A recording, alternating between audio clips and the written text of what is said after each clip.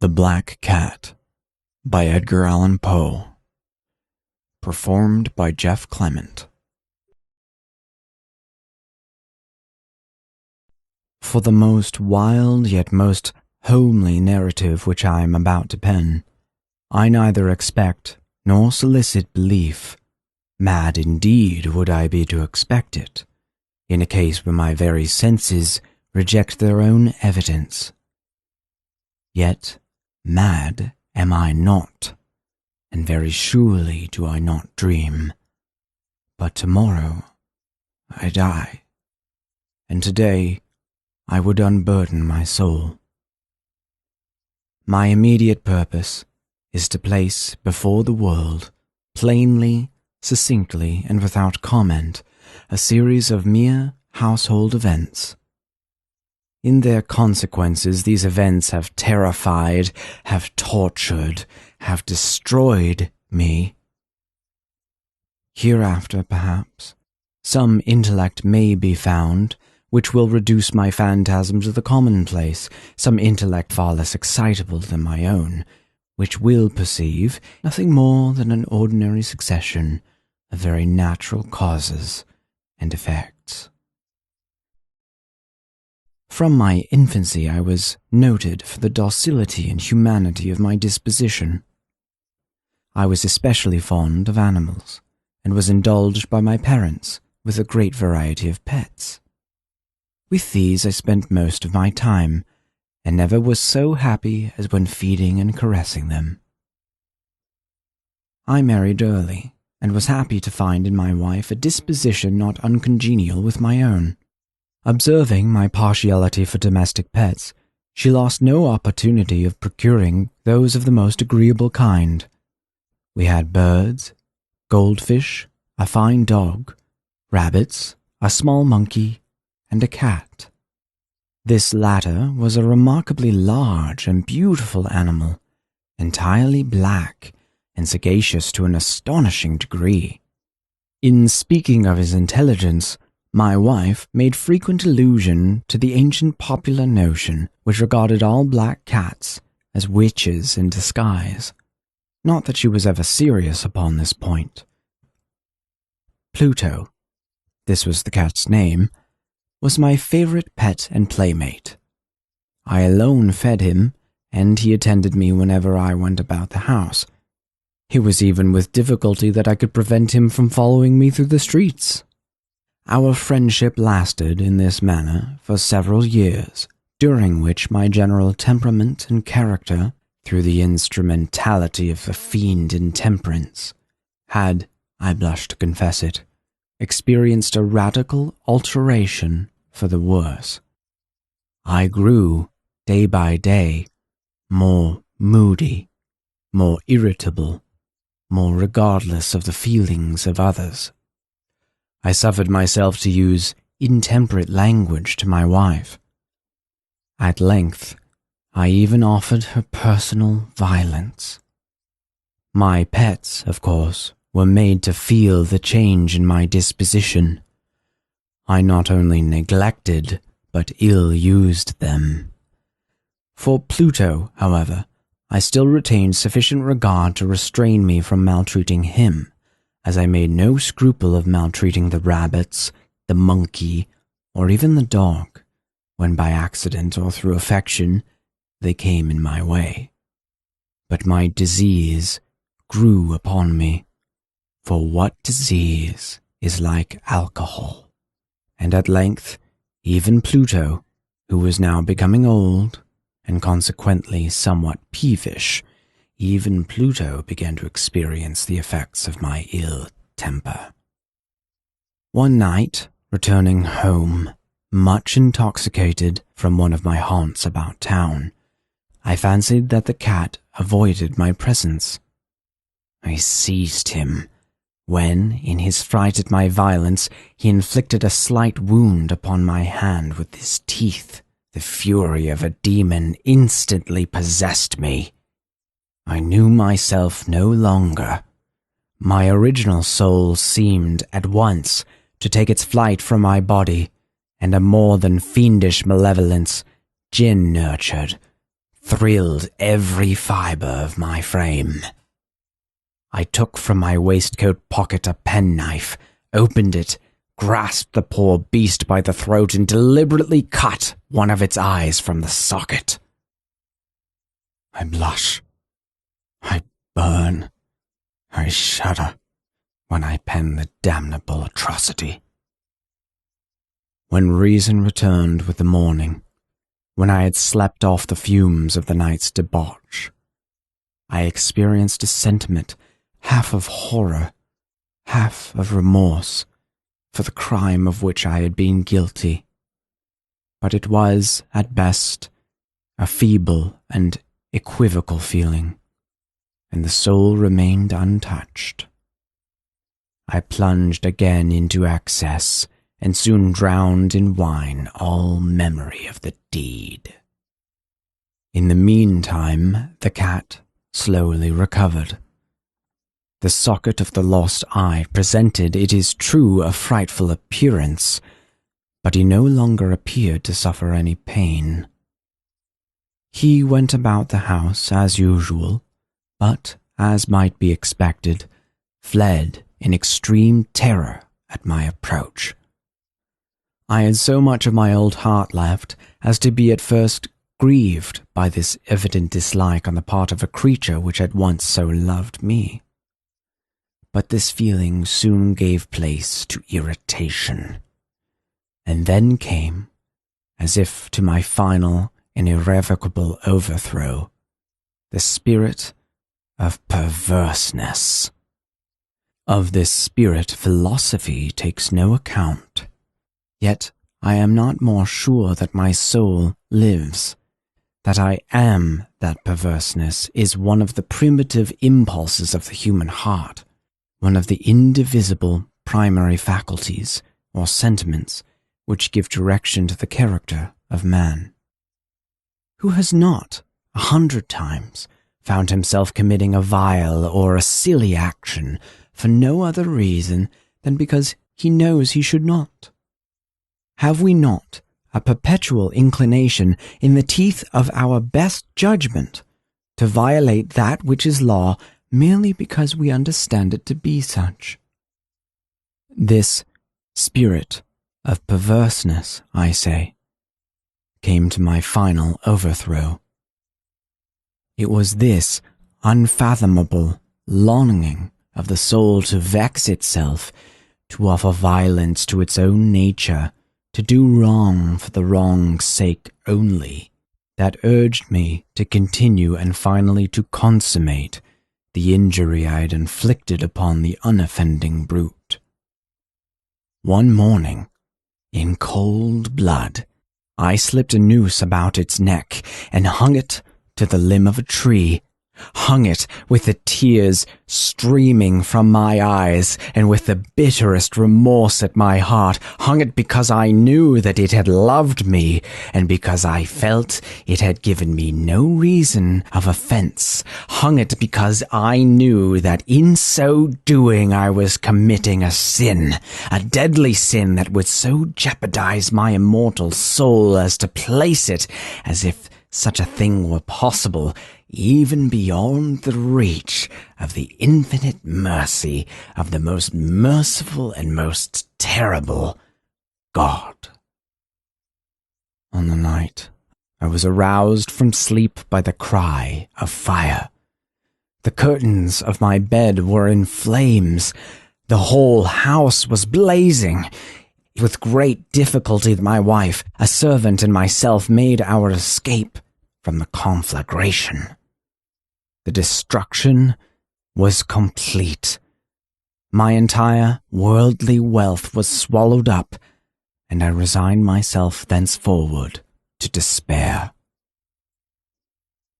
On the day succeeding the fire, I visited the ruins. The walls, with one exception, had fallen in. This exception was found in a compartment wall, not very thick, which stood about the middle of the house, and against which had rested the head of my bed. The plastering had here, in great measure, resisted the action of the fire. About this wall a dense crowd were collected, and many persons seemed to be examining a particular portion of it with very minute and eager anticipation. The words strange, singular, and other similar expressions excited my curiosity.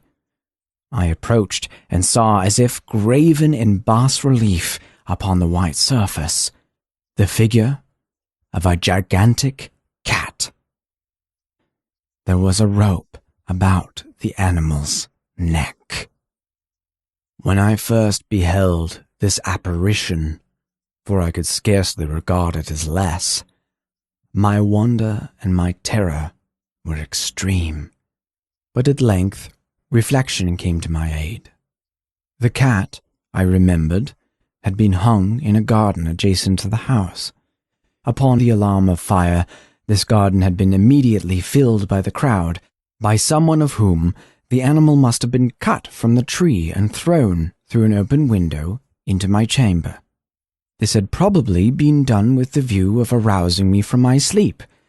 The falling of other walls had compressed the victim of my cruelty into the substance of the freshly spread plaster, the lime of which, with the flames and the ammonia from the carcass, had then accomplished the portraiture as I saw it. For months I could not rid myself of the phantasm of the cat, and, during this period, there came back to my spirit a half-sentiment that seemed, but was not, remorse.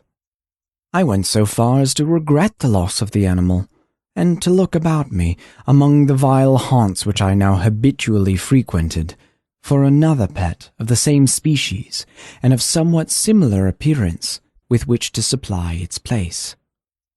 One night, as I sat, half stupefied, in a den of more than infamy, my attention was suddenly drawn to some black object, reposing upon the head of one of the immense hogsheads of gin, or of rum, which constituted the chief furniture of the apartment.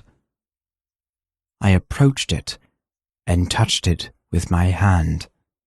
It was a black cat, a very large one, fully as large as Pluto, and closely resembling him in every respect but one. Pluto had not a white hair upon any portion of his body, but this cat had a large, although indefinite, splotch of white, covering nearly the whole region of the breast. Upon my touching him, he immediately arose, purred loudly, rubbed against my hand, and appeared delighted with my notice. This, then, was the very creature of which I was in search.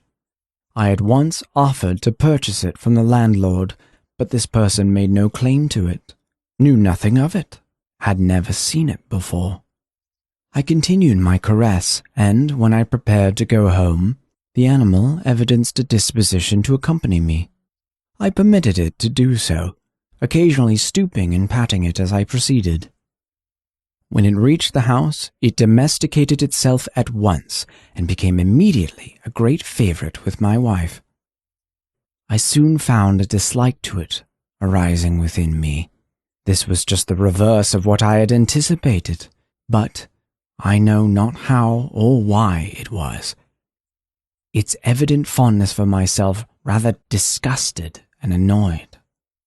By slow degrees, these feelings of disgust and annoyance rose into the bitterness of hatred. I avoided the creature, a certain sense of shame and the remembrance of my former deed of cruelty preventing me from physically abusing it. I did not, for some weeks, strike or otherwise violently ill-use it, but gradually I came to look upon it with unutterable loathing, and to flee silently from its odious presence, as from the breath of a pestilence. What added, no doubt, to my hatred of the beast was the discovery, on the morning after I brought it home, that, like Pluto, it had also been deprived of one of its eyes. This circumstance, however, only endeared it to my wife, who, as I have already said, possessed, in a high degree, that humanity of feeling which had once been my distinguishing trait and the source of many of my simplest and purest pleasures. With my aversion to this cat, however, its partiality for myself seemed to increase. It followed my footsteps with a pertinacity which it would be difficult to make the reader comprehend. Whenever I sat, it would crouch beneath my chair or spring upon my knees, covering me with its loathsome caresses. If I arose to walk, it would get between my feet and thus nearly throw me down, or, fastening its long and sharp claws in my dress, clamber in this manner to my breast. At such times, although I longed to destroy it with a blow, I was yet withheld from so doing, partly by a memory of my former crime, but chiefly, let me confess it at once, by absolute dread of the beast. This dread was not exactly a dread of physical evil, and yet I should be at a loss how otherwise to define it. I am almost ashamed to own, yes, even in this felon's cell I am almost ashamed to own, that the terror and horror with which the animal inspired me had been heightened by one of the merest chimeras it would be possible to conceive. My wife had called my attention more than once to the character of the mark of white hair, of which I have spoken, and which constituted the sole visible difference between the strange beast and the one I had destroyed. The reader will remember that this mark, although large, had been originally very indefinite, but by slow degrees, nearly imperceptible, and which for a long time my reason struggled to reject as fanciful, it had assumed a rigorous distinctiveness of outline. It was now the representation of an object that I shudder to name, and for this, above all, I loathed and dreaded, and would have rid myself of the monster had I dared. It was now the image of a hideous, of a ghastly thing, of the gallows. O mournful and terrible engine of horror and crime, of agony and of death.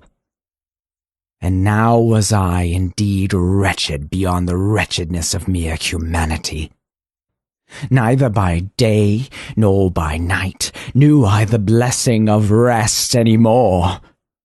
During the former, the creature left me no moment alone, and in the latter I started hourly from dreams of unutterable fear to find the hot breath of the thing upon my face, and its vast weight an incarnate nightmare that I had no power to shake off, incumbent eternally upon my heart. Beneath the pressure of torments such as these, the feeble remnant of the good within me succumbed. Evil thoughts became my sole intimates, the darkest and most evil of thoughts. The moodiness of my usual temper increased to hatred of all things and of all mankind, while, from the sudden, frequent, and ungovernable outbursts of a fury to which I now blindly abandoned myself, my uncomplaining wife, alas, was the most usual and the most patient of sufferers. One day she accompanied me, upon some household errand, into the cellar of the old building which our poverty compelled us to inhabit. The cat followed me down the steep stairs, and nearly throwing me headlong exasperated me to madness. Uplifting an axe, and forgetting, in my wrath, the childish dread which had hitherto stayed my hand, I aimed a blow at the animal, which, of course, would have proved instantly fatal had it descended as I wished. But this blow was arrested by the hand of my wife. Goaded, by the interference, into a rage more than demoniacal, I withdrew my arm from her grasp and buried the axe in her brain. She fell, dead, upon the spot, without a groan. This hideous murder accomplished, I set myself forthwith and with entire deliberation to the task of concealing the body. I knew that I could not remove it from the house either by day or by night without risk of being observed by the neighbors. Many projects entered my mind. At one period, I thought of cutting the corpse into minute fragments and destroying them by fire. At another, I resolved to dig a grave for it in the floor of the cellar. Again, I deliberated about casting it into the well in the yard, about packing it in a box as if merchandise, and getting a porter to take it from the house. Finally, I hit upon what I considered a far better expedient than either of these. I determined to wall it up in the cellar, as the monks of the Middle Ages are recorded to have walled up their victims. For a purpose such as this, the cellar was well adapted. Its walls were loosely constructed, and had lately been plastered throughout with a rough plaster, which the dampness of the atmosphere had prevented from hardening. Moreover, in one of the walls was a projection, caused by a false chimney or fireplace that had been filled up and made to resemble the rest of the cellar. I made no doubt that I could readily displace the bricks at this point, insert the corpse, and wall the hole up as before, so that no eye could detect anything suspicious. And in this calculation I was not deceived. By means of a crowbar, I easily dislodged the bricks, and, having carefully deposited the body against the inner wall, I propped it in that position, while, with little trouble, I relaid the whole structure as it originally stood. Having procured mortar, sand, and hair with every possible precaution, I prepared a plaster which could not be distinguished from the old, and with this I very carefully went over the new brickwork. When I had finished, I felt satisfied that all was right. The wall did not present the slightest appearance of having been disturbed. The rubbish on the floor was picked up with the minutest care. I looked around triumphantly and said to myself, "Here at last, then, my labor has not been in vain." My next step was to look for the beast which had been the cause of so much wretchedness, for I had at length firmly resolved to put it to death. Had I been able to meet with it at the moment, there could have been no doubt of its fate. But it appeared that the crafty animal had been alarmed at the violence of my previous anger, and forbore to present itself in my present mood. It is impossible to describe or to imagine the deep, the blissful sense of relief which the absence of the detested creature occasioned in my bosom. And thus for one night at least, since its introduction into the house, I soundly and tranquilly slept. I slept even with the burden of murder upon my soul. The second and the third day passed, and still my tormentor came not. Once again I breathed as a freeman. The monster in terror had fled the premises forever. I should behold it no more. My happiness was supreme. The guilt of my dark deed disturbed me but little. Some few inquiries had been made, but these had been readily answered. Even a search had been instituted, but of course nothing was to be discovered. I looked upon my future felicity as secured. Upon the 4th day of the assassination, a party of the police came, very unexpectedly, into the house and proceeded again to make a rigorous investigation of the premises. Secure, however, was the inscrutability of my place of concealment. I felt no embarrassment whatever. The officers bade me accompany them in their search. They left no nook or corner unexplored. At length, for the 3rd or 4th time, they descended into the cellar. I quivered not in a muscle. My heart beat calmly as that of one who slumbers in innocence. I walked the cellar from end to end. I folded my arms upon my bosom and roamed easily to and fro. The police were thoroughly satisfied and prepared to depart. Oh, the glee in my heart was too strong to be restrained. I burned to say, if but one word, by way of triumph, and to render doubly sure their assurance of my guiltlessness. "Gentlemen," I said at last, as the party ascended the steps, "I delight to have allayed your suspicions. I wish you all health and a little more courtesy. By the by, gentlemen, This is a very well-constructed house." In the rabid desire to say something easily, I scarcely knew what I uttered at all. "I may say an excellently well-constructed house. These walls— Are you going, gentlemen? These walls are solidly put together." And here, through the mere frenzy of bravado, I rapped heavily with a cane which I held in my hand upon that very portion of the brickwork behind which stood the corpse of the wife of my bosom.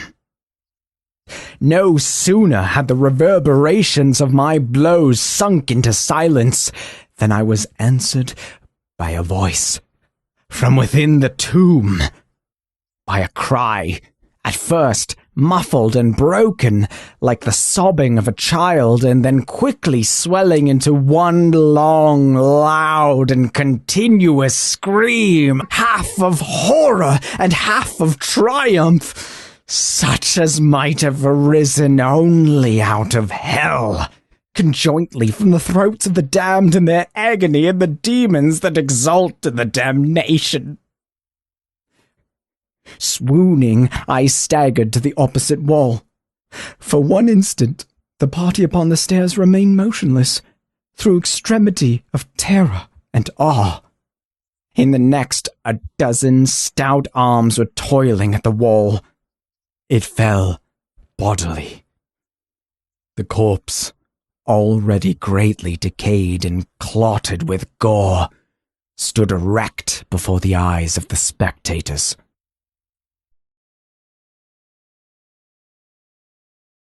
Upon its head, with red extended mouth and solitary eye of fire, sat the hideous beast whose craft had seduced me into murder and whose informing voice had consigned me to the hangman.